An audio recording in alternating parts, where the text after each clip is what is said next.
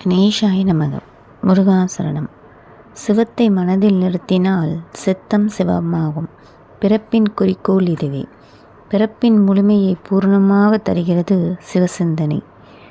உன்னை வணங்குகிறேன் என்று சித்தத்தில் சிவனை இருத்தினால் சித்திக்கும் அத்தனின் அருள்.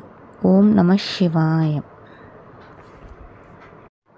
இந்த பிரபஞ்சம் அருளும் நமது சாதாரண புலன்களுக்கு புலப்படாத பேரின்ப நிலையை நாம் அடைய வேண்டுமென்றால் நம்முடைய ஆன்மா செயல்படும் 6 வகையான நிலைகளை நாம் கடந்து சென்றால் கிட்டும் பேரின்ப நிலையை உணர்வதே ஆலய தத்துவமாகும். கோபுரத்தை தரிசிப்பதே கோயிலுக்கு சென்று இறைவனை தரிசிப்பதற்கு ஒப்பாகும். கோடி புண்ணியத்தை அளிக்க வல்லதும் ஆகும். ஓம் நம சிவாய. திருச்சிற்றம்பலம். நன்றி.